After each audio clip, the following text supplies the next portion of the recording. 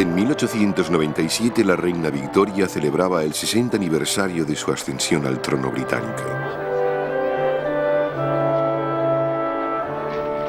El mundo disfrutaba de un período de paz y tranquilidad como raramente había experimentado.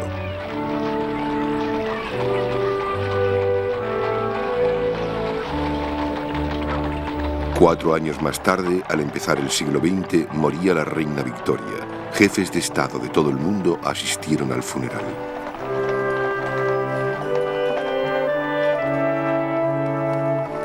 En aquella época, salvo Francia, los principales estados europeos eran monarquías, muchas de ellas emparentadas con la corona británica.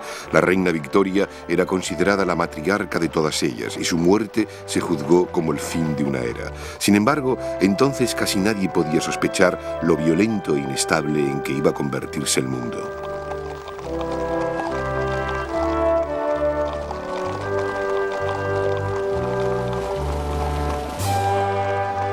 En 1900, los asuntos mundiales seguían centrándose en las principales naciones de Europa.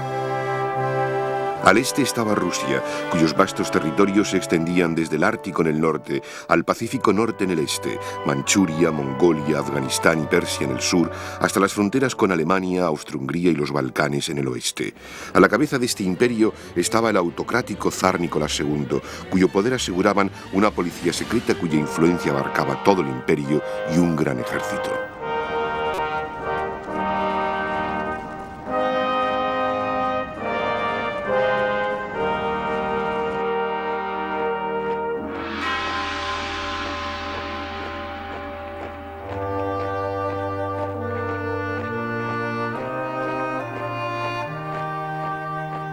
Las ciudades del oeste de Rusia eran tan cosmopolitas como cualquier ciudad europea.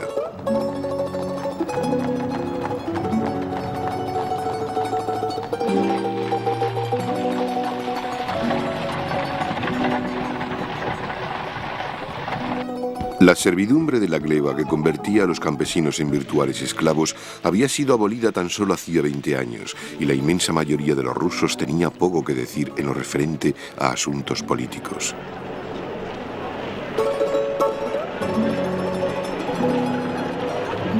Existía una gran industria, pero atrasada con respecto a la de Europa occidental. Austro-Hungría, país vecino, era una sombra de lo que había sido, sobre todo desde que fuera derrotada por Prusia en 1866. Aquí otro emperador, el anciano Francisco José, gobernaba sobre una insegura población compuesta por austríacos, húngaros y polacos, tratando de dominar las razas políglotas que estaban al sur de los Balcanes. El esplendor de su corte en Viena no lograba ocultar las crecientes divisiones nacionales dentro del imperio.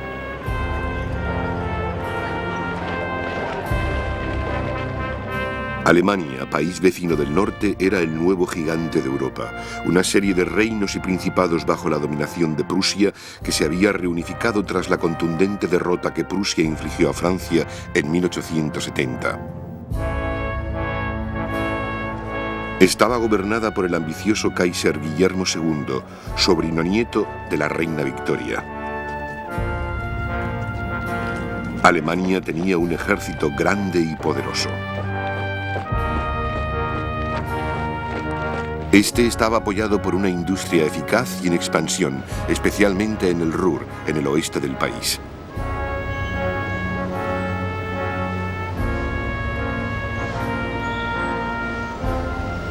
Francia era la mayor república de Europa. Los franceses se contentaban con disfrutar en su país, siendo París la capital europea de la diversión por antonomasia, y también deseaban ampliar y consolidar sus colonias en África e Indochina.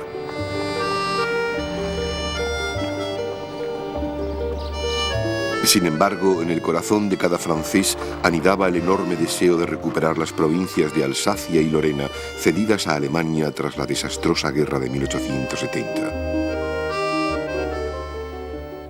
Al otro lado del Canal de la Mancha estaba Gran Bretaña, que seguía siendo la envidia de las demás naciones. Estaba gobernada por el rey Eduardo VII, el rey caballero. La fuente de su poder era el Imperio Británico. Ampliado y consolidado bajo el mandato de la reina Victoria, abarcaba la sexta parte del planeta.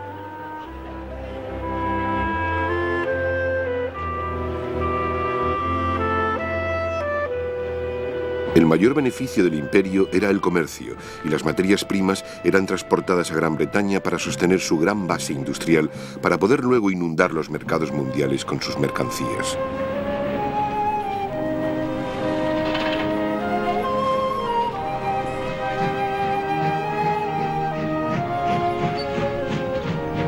Para salvaguardar su extenso imperio, Gran Bretaña contaba sobre todo con la Armada Real, en aquellos tiempos la mayor del mundo.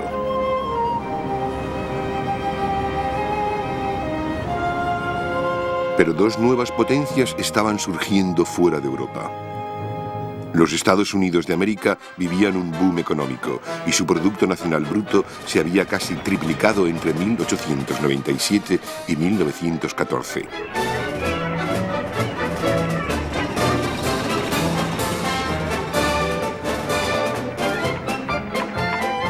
Este crecimiento económico iba acompañado de un rápido incremento en la inmigración. Unos 9 millones de personas llegaron durante la primera década del siglo. La mayor parte procedía de Europa con la esperanza de iniciar una nueva vida, y su determinación de olvidar el pasado influyó mucho en la política exterior de aislamiento de los Estados Unidos. La inmensidad del país, gran parte del cual seguía siendo territorio virgen, facilitó la acogida de los inmigrantes.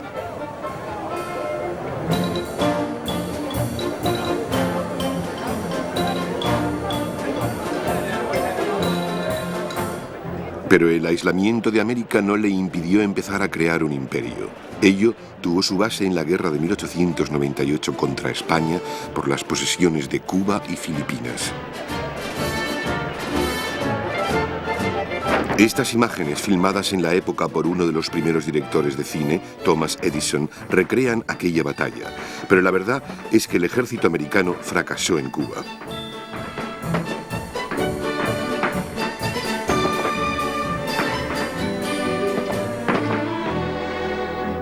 El futuro presidente, Teddy Roosevelt, al que vemos a la izquierda, dejó su cargo en el gobierno para tomar inmediatamente el mando de los Rough Riders en Cuba. Los españoles sufrieron muchas bajas, pero el resultado final lo decidió la Armada de los Estados Unidos en las Filipinas, hundiendo la flota española en la bahía de Manila. La guerra no solo significó la independencia de Cuba, sino que también supuso que los Estados Unidos se quedasen con las Filipinas y Guam. El otro poder emergente en la escena mundial era Japón. En 1894 había iniciado la guerra contra China, que seguía siendo una sociedad medieval en comparación con Japón, país que durante los últimos 40 años había ido adoptando la tecnología occidental.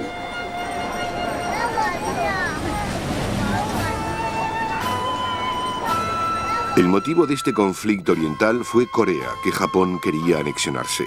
La batalla decisiva, ganada por los japoneses, se libró en el mar y sirvió para alentar a Japón a crear una armada y un ejército modernos y poderosos.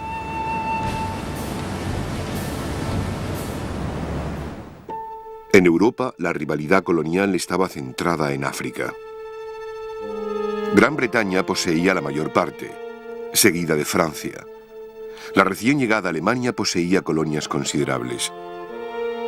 Otros poderes imperiales eran Bélgica, Portugal, España y, por último, Italia.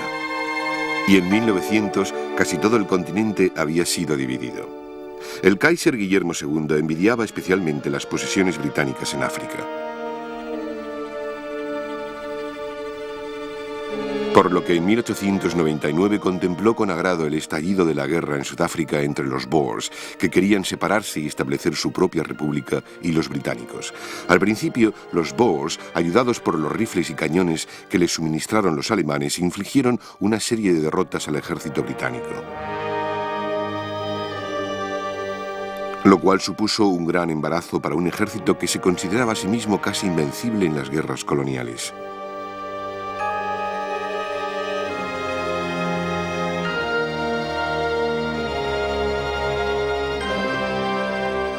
Si bien numéricamente inferiores, la gran movilidad de los comandos de Boers demostró ser muy eficaz contra las estereotipadas tácticas británicas.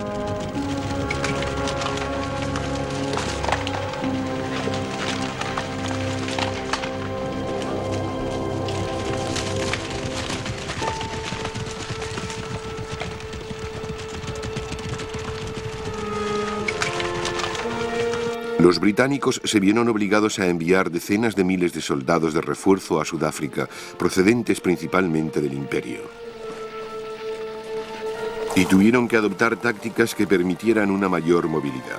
Pero a pesar de verse obligados a tomar una postura defensiva, los Boers no se dieron por vencidos y la guerra continuó mientras los británicos se dedicaban a dar caza a un comando tras otro.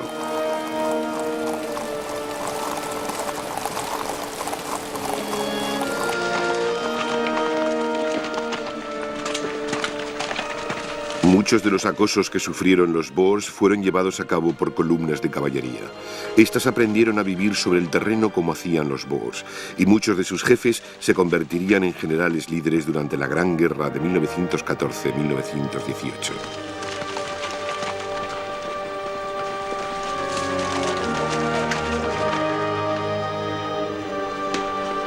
En Sudáfrica las lecciones se aprendían por las malas y más tarde servirían para realizar importantes reformas en el ejército británico. Los Boers se veían acosados por un número cada vez mayor de tropas enemigas y el apoyo moral alemán, que enturbiaba las relaciones con Gran Bretaña, no era suficiente. Finalmente, en 1902, los Boers pidieron la paz. Alemania estaba en pugna con Francia por las posesiones en Marruecos, en el noroeste de África, territorio que estaba dentro de la esfera de influencia francesa en África. En 1905, el Kaiser incluso llegó a visitar al sultán de Marruecos. Y 6 años más tarde, solo la habilidad diplomática impediría un enfrentamiento armado entre Francia y Alemania, después de que el sultán le hubiese pedido a las tropas francesas que le ayudasen a sofocar ciertos motines en algunas tribus, petición que fue vista con desagrado en Berlín.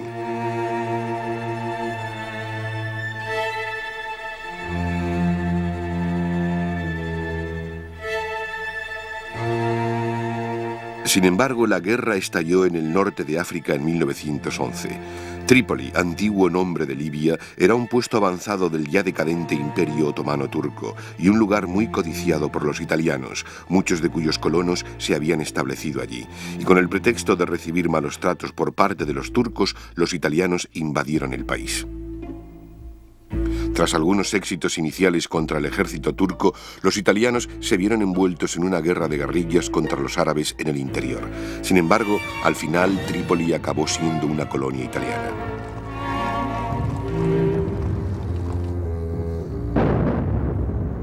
Una característica única de esta guerra fue el ser la primera en la que se utilizó el poder aéreo.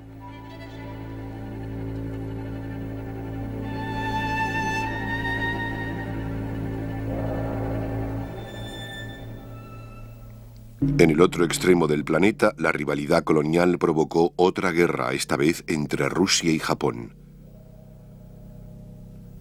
La manzana de la discordia volvió a ser Corea. Los rusos estaban colonizando Manchuria y también pretendían extender su influencia en Corea, entonces en poder de los japoneses. Al fracasar las soluciones diplomáticas, los japoneses decidieron actuar por la fuerza y en la primavera de 1904 desembarcaron tropas en el norte de Corea. A través del río Yalu penetraron en Manchuria, forzando a los rusos a retirarse al norte hacia Mukden y lejos de su base naval en Port Arthur, que fue sitiado. Y a mediados de octubre una gran flota rusa zarpó desde el Báltico para lo que iba a ser un viaje de 32.200 kilómetros con el fin de liberar Port Arthur. Durante la travesía tuvo un enfrentamiento con barcos rastreadores británicos en el Mar del Norte, al confundirlos con buques torpederos japoneses. Sin embargo, Port Arthur cayó en enero de 1905 y la flota recibió la orden de continuar hasta Vladivostok. Finalmente, en mayo de 1905 y tras muchas dificultades, la flota llegó a los estrechos de Tsushima, que separaban Corea de Japón. La flota japonesa estaba esperando y ante la sorpresa del mundo destrozó a la flota rusa.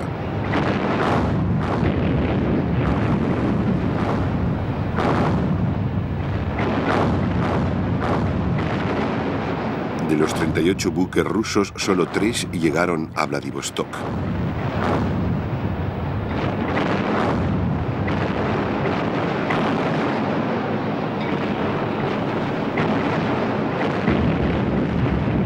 Más tarde, el presidente norteamericano Theodore Roosevelt negociaba la paz en la conferencia de Portsmouth, New Hampshire. Rusia se vio obligada a evacuar Manchuria y a entregar Port Arthur a los japoneses.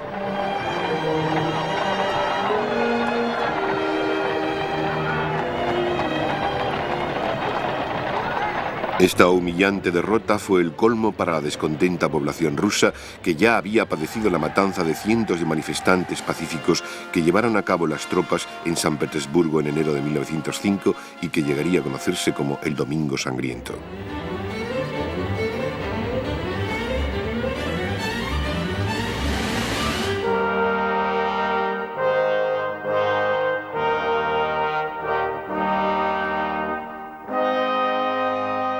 El malestar aumentó e incluyó el motín de la tripulación del acorazado Potemkin perteneciente a la flota del Mar Negro,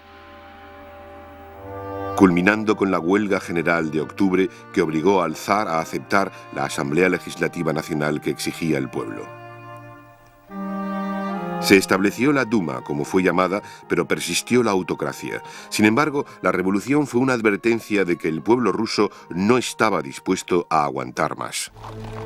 La batalla de los estrechos de Tsushima alimentó otro tipo de conflicto. Fijándose en el modelo británico, los alemanes se dieron cuenta de que para ser una verdadera potencia mundial era necesario algo más que un imperio, un poderoso ejército y una amplia base industrial. Era necesario contar con una armada poderosa que protegiese el comercio de ultramar. Y bajo la dirección del almirante von Tirpitz se inició un masivo programa de construcción de buques con el fin de rivalizar con Gran Bretaña. En aquellos tiempos, los acorazados iban armados con cañones de distintos tamaños, pero la batalla de Tsushima demostró que eran los grandes cañones los que tenían un efecto decisivo.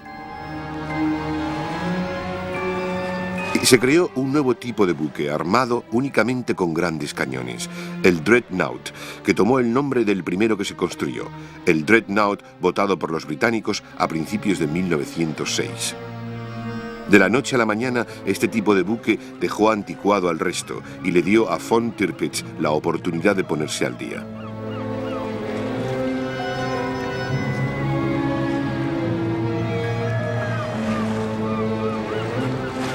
El resultado fue la carrera entre Gran Bretaña y Alemania para construir dreadnoughts.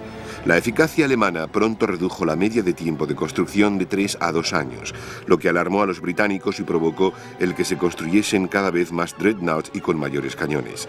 Esta carrera de armamento aumentó las tensiones anglo-germanas.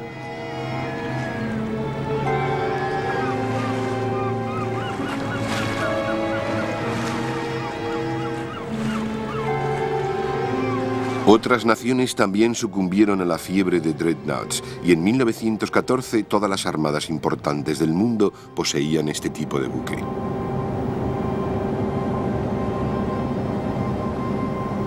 La tensión internacional se vio avivada por el desarrollo gradual de dos campos armados en Europa. En 1879, Alemania y Austria-Hungría habían formado una alianza a la que Italia se sumó 3 años después. El objetivo era contrarrestar la posible agresión de Francia o Rusia. Y en 1894 los 3 países firmaron un pacto. Sin embargo, Italia aguó la fiesta en 1902 al afirmar que nunca atacaría a Francia a cambio de tener la mano libre en Libia. Gran Bretaña, tradicionalmente recelosa de Francia y de los planes de Rusia sobre Afganistán y el norte de la India, se mantuvo al margen de las intrigas continentales. Pero se alió con Japón en 1902 para desviar la atención rusa. El crecimiento industrial en Alemania, que podía amenazar los mercados tradicionales británicos, hizo que Gran Bretaña se replantease la cuestión. En mayo de 1903, Eduardo VII visitó París, y ello allanó el camino para la Entente Cordiale que se firmó al año siguiente. También se embarcó en otras misiones diplomáticas, incluyendo una en Italia. En 1907 llegó la Entente Anglo-Rusa. Los elementos rivales estaban ahora dispuestos sobre el tablero. Sin embargo, el verdadero problema se encontraba en los Balcanes.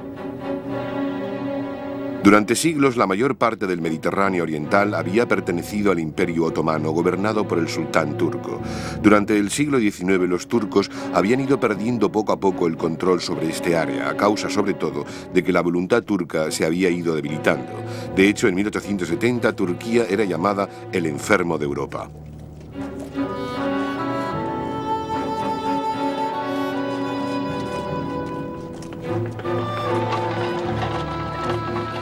En los mismos Balcanes, los estados guiados por Grecia habían empezado a conseguir la independencia de Europa en la guerra. Y el 28 de junio de 1914, en Sarajevo, capital de Bosnia, se lanzó una bomba sobre un coche que pasaba. Los ocupantes, que no eran otros que el heredero del trono austrohúngaro, el archiduque Francisco Fernando, y su esposa, resultaron ilesos. Sin inmutarse, estos continuaron con su visita oficial. Unas horas más tarde, Gavrilo Princip, hijo de un granjero bosnio, se lanzó sobre la carroza real disparando una pistola e hiriendo fatalmente a la pareja austríaca. Princip fue arrestado inmediatamente.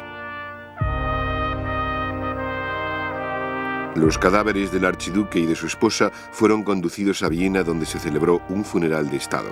A causa del atentado, la ira austriaca se centró en Serbia, ante la creencia de que Princip era miembro de un grupo nacionalista serbio secreto, la Mano Negra.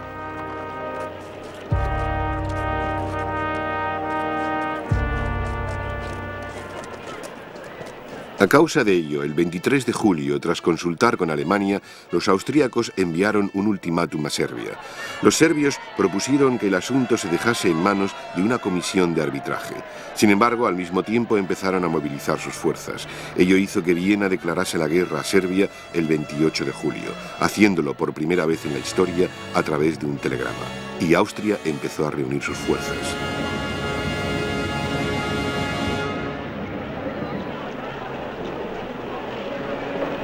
Los trenes con soldados austríacos empezaron a partir. Poco podían imaginar aquellos alegres soldados que, al igual que sus trenes, Europa había tomado un camino que conducía a un solo destino: la guerra total.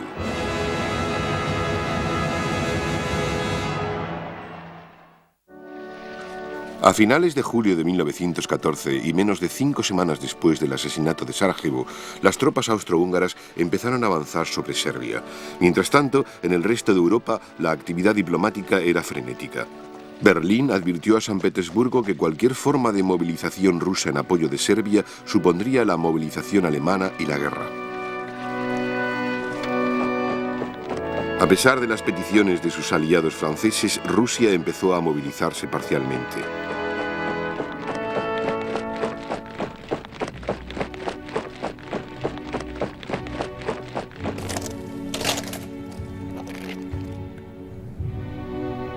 Los cañones austríacos empezaron a rugir sobre la capital serbia, Belgrado, el 30 de julio de 1914.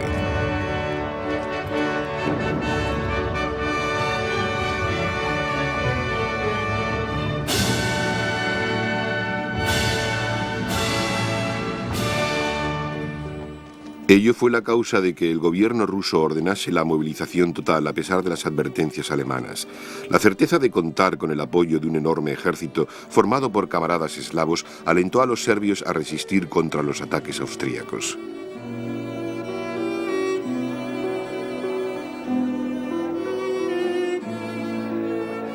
Sin embargo, el Kaiser y su gobierno no advertían en balde y tampoco pensaban abandonar a sus aliados austríacos, y por lo tanto declararon de inmediato la guerra a Rusia y también movilizaron sus fuerzas. Al estar situada en el centro de Europa, Alemania temía una guerra en dos frentes simultáneos, el oriental y el occidental, y por lo tanto la atención de sus estrategas militares se centró en asegurar que la maquinaria de guerra estaba bien engrasada, con el fin de poder desplegar a sus ejércitos antes de que pudieran hacerlo sus posibles enemigos. Y en 1914 el plan funcionó a la perfección. En 48 horas los ejércitos alemanes marchaban a la guerra entre los vítores y el entusiasmo casi histérico del pueblo alemán.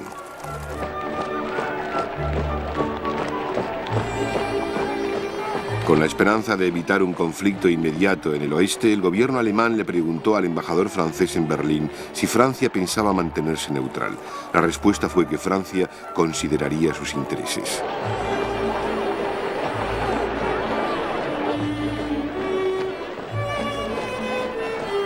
El 1 de agosto, los franceses, conscientes de su alianza con Rusia y ante la amenaza de la movilización alemana, empezaron a prepararse para la guerra. Ello fue motivo suficiente para el gobierno alemán, y los trenes militares empezaron a dirigirse hacia el oeste, además de hacia el este, y el 3 de agosto se declaró la guerra a Francia. La última pieza del puzzle era Gran Bretaña. Debido a que sus ententes con Francia y Rusia no la obligaban a acudir en su ayuda en tiempo de guerra, al principio adoptó una postura neutral, y sus habitantes pudieron disfrutar de un perfecto día de fiesta veraniego el 3 de agosto. Al día siguiente, las tropas alemanas invadieron Bélgica, que era neutral. Al percatarse de que una Alemania dominante en el continente iría en contra de los intereses británicos, el gobierno inglés recurrió a un tratado de 1839 sobre la neutralidad de Bélgica y se envió un ultimátum a Alemania instándola a retirar sus tropas. Alemania lo rechazó y aquella noche Gran Bretaña se vio envuelta en la guerra. Como en otros países, los británicos recibieron la noticia con una alegría casi frenética.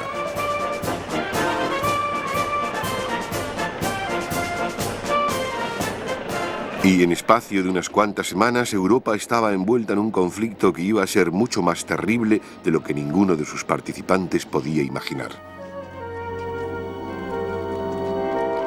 Y mientras las naciones desplegaban sus fuerzas, cada una lo hacía de acuerdo a un plan cuidadosamente preparado para derrotar al enemigo.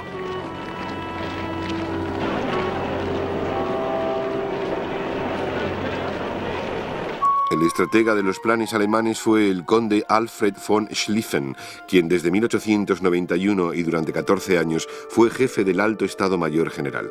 Consciente del peligro que suponía enfrentarse a Rusia y a Francia al mismo tiempo, y sabedor de que Francia movilizaría sus tropas mucho más rápidamente que Rusia, decidió derrotar primero a aquella y encargarse luego de esta. Asumiendo que el primer paso francés consistiría en recuperar Alsacia-Lorena, planeó desviar sus tropas a través de los Países Bajos y luego dirigirse hacia el oeste de París con el fin de sitiar la capital francesa y atacar al grueso del ejército francés por la retaguardia. Helmut von Moltke, sucesor de von Schlieffen, no estaba totalmente de acuerdo con el plan y poco a poco lo fue alterando, desviando el recorrido a través de Bélgica. También reforzó las fuerzas de Alsacia-Lorena a costa del ala derecha de la conversión. El ejército alemán era un instrumento altamente eficaz, perfectamente entrenado y con un general de Estado Mayor muy capaz. El despliegue uniforme hacia las fronteras era una indicación de su meticulosa preparación.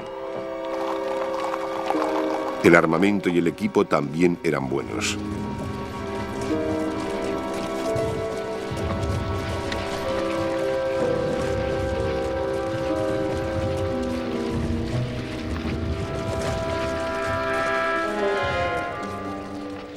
Y en especial el ejército alemán contaba con una artillería pesada mucho mejor equipada que la de cualquier otro ejército.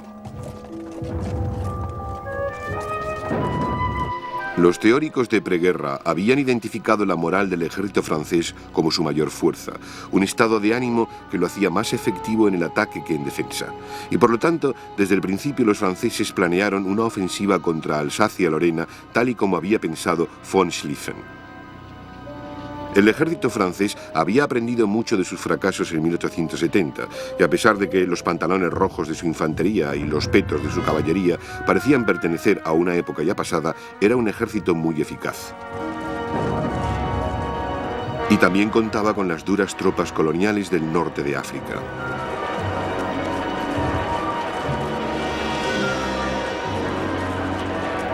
El arma más extraordinaria del ejército francés era sin duda el 75 de tiro rápido, el mejor cañón de campo de la época.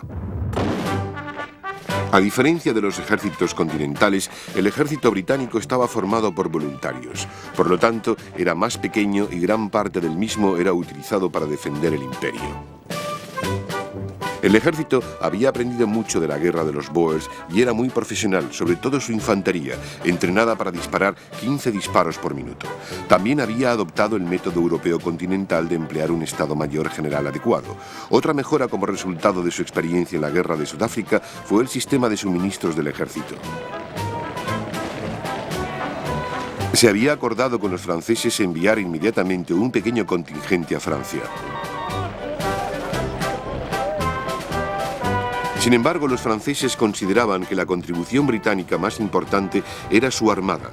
Por casualidad, el 10 de julio la flota estaba reunida para pasar revista ante el rey, ahora Jorge V. A causa de ello, se había llamado a filas a los reservistas, los cuales no fueron luego licenciados debido al empeoramiento de la situación internacional. La armada podía ser rápidamente desplegada en sus estaciones de guerra. Una debilidad del ejército británico era que solo poseía un número limitado de fuerzas de reserva entrenadas, que se utilizaron para reforzar las unidades existentes.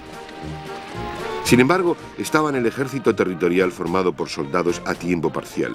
Inglaterra también contaba con las tropas de imperio, pero se necesitaba tiempo para desplegarlas.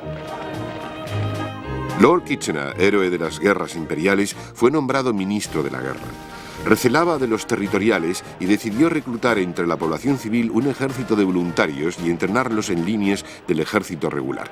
El patriotismo de la nación era tal que el número de voluntarios no supuso un problema.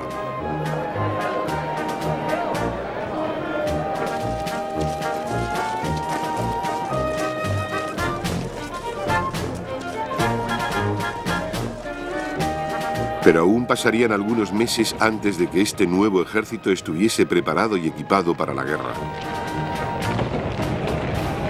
Mientras continuaba el gran avance alemán sobre Bélgica.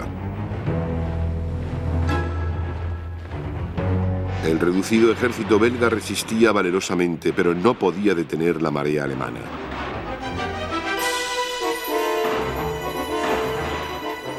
Los ejércitos alemanes pronto se acercaron a los grandes fuertes de Lieja, punto clave para las defensas belgas. Y entonces entró en acción la artillería pesada alemana. Los fuertes fueron bombardeados y sucumbieron.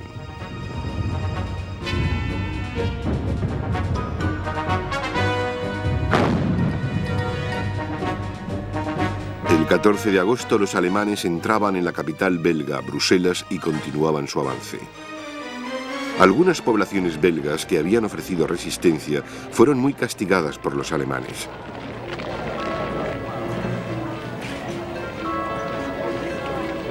Otras, incluida Bruselas, resultaron virtualmente ilesas.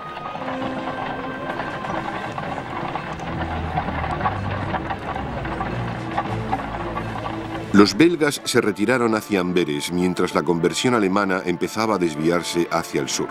Algunas fuerzas alemanas persiguieron a los belgas, pero la retaguardia belga actuó con decisión y mantuvo a su ejército intacto.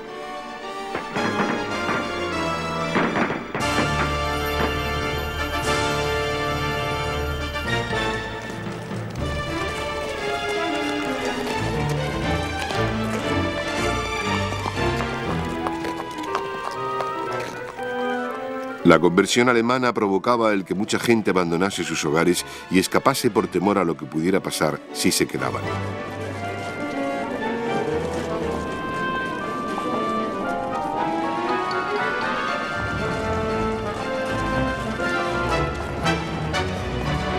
Las tropas francesas entraron en Lorena el mismo día que cayó Bruselas e hicieron retroceder a las avanzadas alemanas.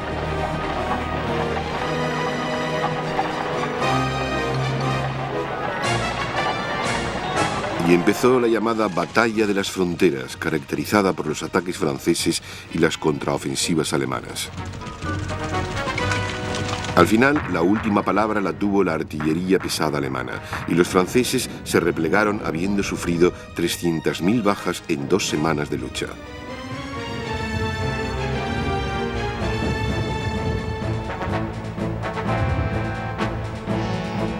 Para estas tropas francesas, el ánimo no había bastado para superar la potencia de fuego de las armas modernas.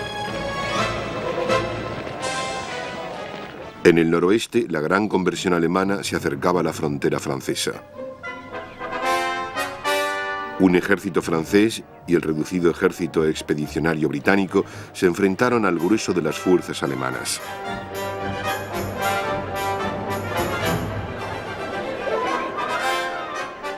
En Mons, el 23 de agosto, los alemanes experimentaron por primera vez la potencia de fuego de la infantería británica, sufriendo muchas bajas y con la convicción de que los británicos tenían más de 2 ametralladoras por cada batallón. Sin embargo, la presión alemana no disminuyó, y ante la amenaza de ser flanqueados, los británicos y franceses tuvieron que replegarse.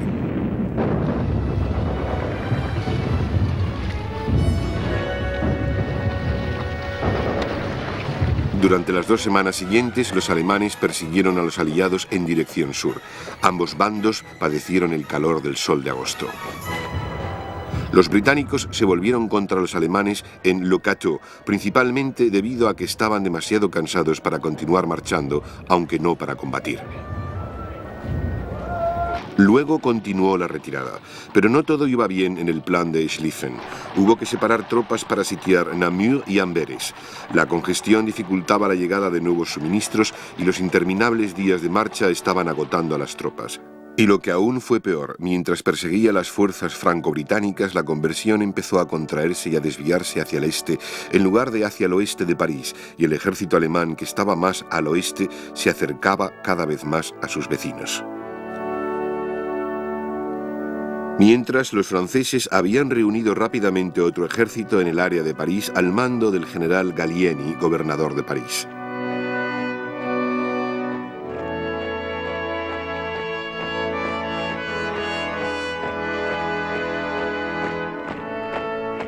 Este ejército empezó a desplegarse al este de París mientras los alemanes cruzaban el río Marne.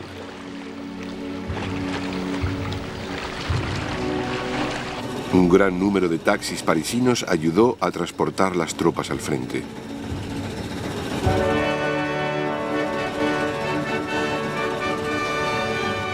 El ejército de Gallieni atacó el flanco del ejército alemán en la parte más occidental.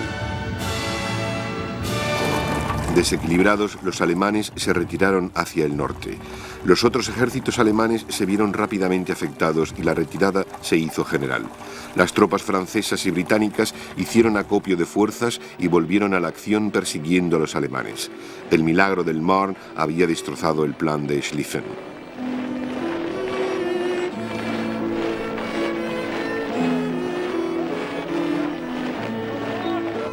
Ambos bandos estaban agotados y cuando los alemanes llegaron al Aisne, la siguiente línea del río importante hacia el norte, se atrincheraron. Los débiles intentos aliados para obligarles a moverse fracasaron y a mediados de septiembre ambos bandos se habían tomado lo que iba a ser un breve respiro. En el otro extremo de Europa también se había dado un enfrentamiento abierto masivo. Las relativamente pequeñas fuerzas alemanas en el este de Prusia habían recibido la orden de mantenerse a la defensiva hasta recibir refuerzos del oeste.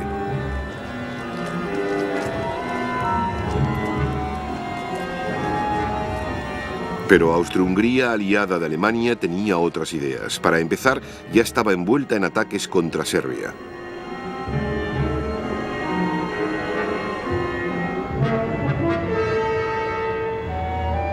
El jefe de Estado Mayor austríaco, el dinámico Konrad von Hötzendorf, contemplaba en el norte el vulnerable saliente creado por la Polonia rusa.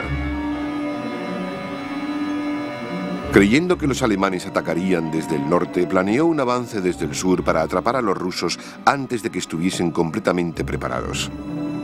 Sin embargo, el ejército austríaco era un instrumento imperfecto. Si bien contaba con algún equipamiento adecuado, en especial su artillería pesada, en su contra tenía el estar compuesto por hombres de no menos de 10 razas distintas y con diferentes idiomas.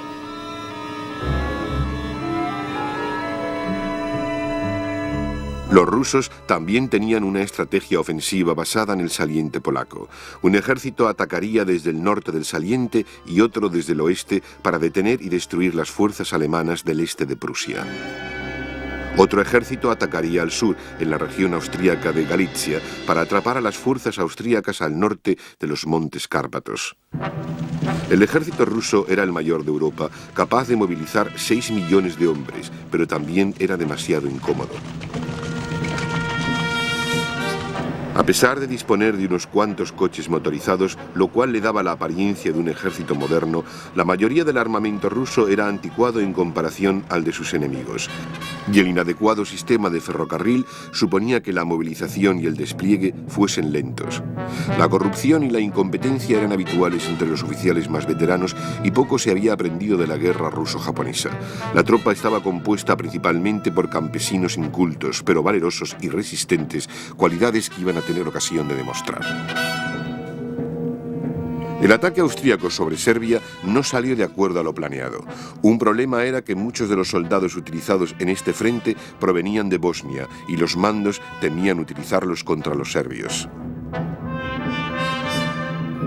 Tras las dos últimas guerras de los Balcanes, los serbios, a diferencia de sus oponentes, estaban endurecidos por la lucha.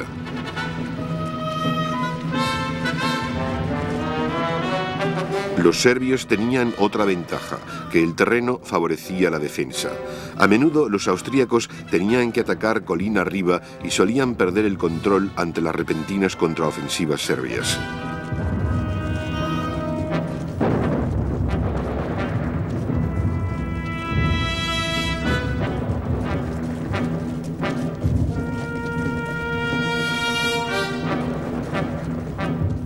La ofensiva austríaca fue rechazada con un gran número de bajas.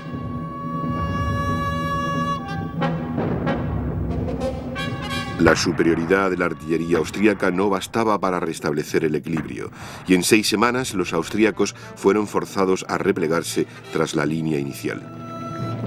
Las cosas iban un poco mejor en Galitzia.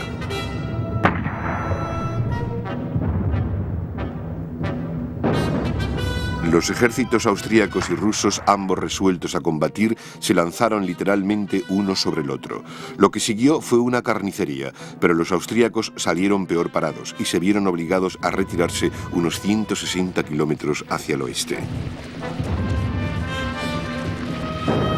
En el este de Prusia los acontecimientos fueron más dramáticos. El primer ejército ruso cruzó la frontera la madrugada del 17 de agosto.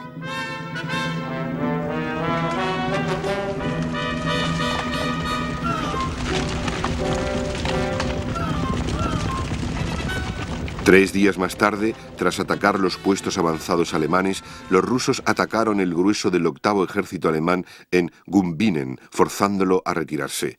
El segundo ejército ruso, creyendo que el primer ejército estaba obteniendo una victoria decisiva, empezó a atacar el este de Prusia desde el sur. Por desgracia, el primer ejército no intentó continuar avanzando tras la batalla de Gumbinnen.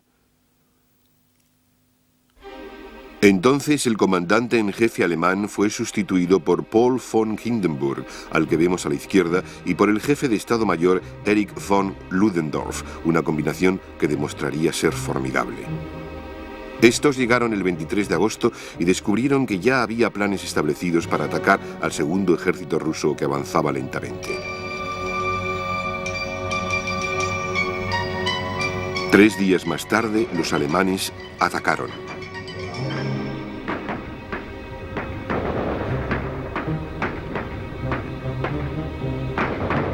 Su misión se vio facilitada inicialmente por la costumbre rusa de transmitir mensajes decodificados mediante sus primitivas radios utilizadas por el alto mando.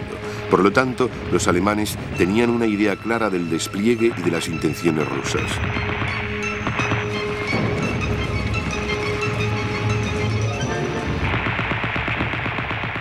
El ataque principal se lanzó contra el expuesto flanco este y los alemanes pronto estuvieron situados tras el grueso del ejército ruso.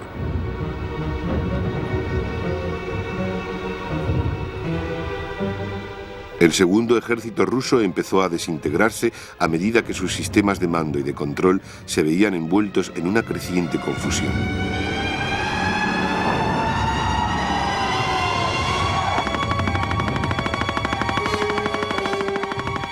Finalmente, tras 4 días de lucha, el segundo ejército había dejado de existir y los alemanes capturaron a miles de prisioneros.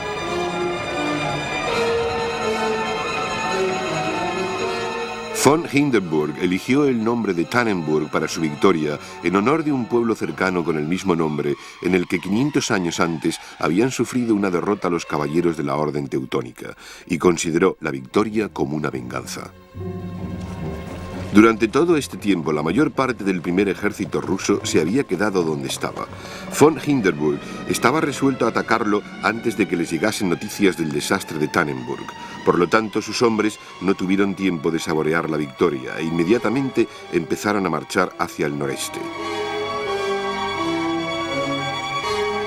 Los rusos estaban cerca de la zona de bosques de los lagos de Masuria y era hacia este irregular terreno donde los alemanes pretendían conducirlos.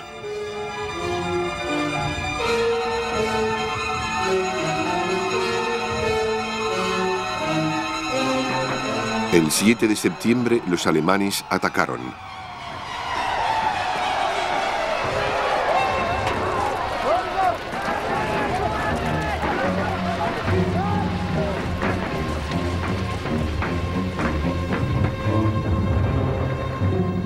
Esta vez, sin embargo, una gran parte del ejército ruso consiguió escapar, aunque no sin sufrir muchas bajas y perder mucho tiempo. Los rusos se retiraron cruzando el río Niemen, dejando tras de sí una estela de destrucción. Los alemanes se contentaron con detenerse en la frontera.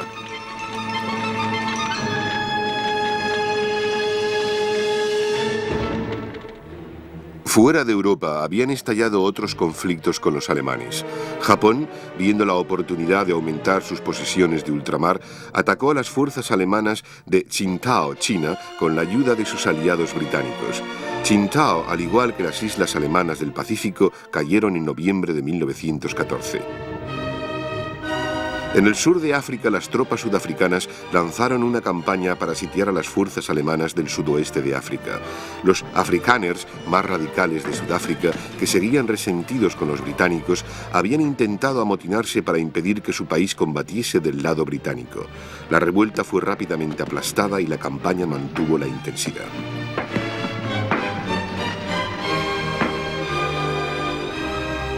Estas campañas y otras que las sucederían empezaron a darle a la guerra su aspecto global. Sin embargo, los frentes decisivos seguían estando en Europa. Y aquí, al igual que en cualquier conflicto librado en medio de áreas pobladas, los civiles como los soldados empezaban a sufrir.